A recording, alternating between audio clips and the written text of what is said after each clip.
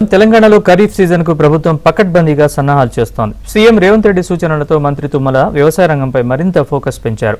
ఇప్పటికే వరుసగా సమీక్షలు చేశారు. విత్తనాలు, ఎరువులు, శాటిలైట్ టెక్నాలజీ వినియోగం, రైతులకు ముందస్తు హెచ్చరికల విషయంలో కీలక నిర్ణయాలు తీసుకున్నారు.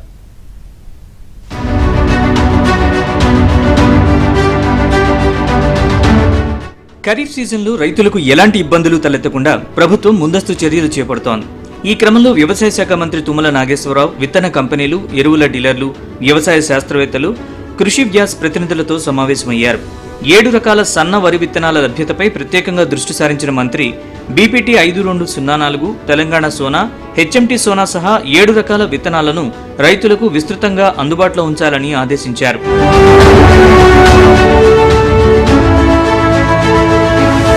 సన్నవడ్ల సాగును ప్రోత్సహించేందుకు ప్రభుత్వం ప్రకటించిన బోనస్ మంచి ఫలితాలిస్తోందని మంత్రి తుమ్మల తెలిపారు. గతంలో 40% ఉన్న సన్నవరి సాగు ప్రస్తుతం 60% పెరిగిందన్నారు. ప్రభుత్వం సూచించిన 7 రకాల వరికే బోనస్ వర్తిస్తుందని స్పష్టం చేసిన మంత్రి రైతులకు విత్తనాల కొరత లేకుండా కంపెనీలు చర్యలు తీసుకోవాలని హెచ్చరించారు. మరోవైపు ఖరీఫ్లో ఎరువుల సరఫరాపై కూడా మంత్రి తుమ్మల సమీక్ష నిర్వహించారు.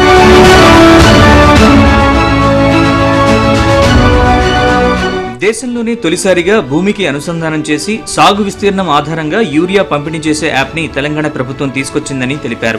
ఈ విధానం ఇప్పుడు ఇతర రాష్ట్రాలకు కూడా ఆదర్శంగా మారుతోందన్నారు. ఆధార్ ఆధారంగా అధికారికంగా యూరియా కొనుగోలు చేసే పరిస్థితులకు యాప్తో పూర్తిగా అడ్డుకట్టపడిందని మంత్రి పేర్కొన్నారు. వ్యవసాయంలో ఆధునిక సాంకేతికత వినియోగంపై కూడా సర్కారు ప్రత్యేక దృష్టి సారించింది. శాటిలైట్ చిత్రాల ద్వారా పంటల్లో చీడపీడలు, వ్యాధులను ముందుగానే గుర్తించి రైతులకు హెచ్చరికలు పంపే కృషి వ్యాస్ ప్రాజెక్టును మంత్రి తుమ్మల సమీక్షించారు. భద్రాద్రి కొత్తగూడెం జిల్లా దమ్మపేటలో పైలట్ ప్రాజెక్టుగా అమలవుతున్న ఈ విధానం రైతులకు ఉపయోగపడుతోందని అధికారులు వివరించారు. విత్తనం నుంచి దిగుబడి వరకు సాంకేతికతతో వ్యవసాయాన్ని మరింత బలోపేతం చేయాలన్న లక్ష్యంతో ప్రభుత్వం అడుగులేస్తోంది.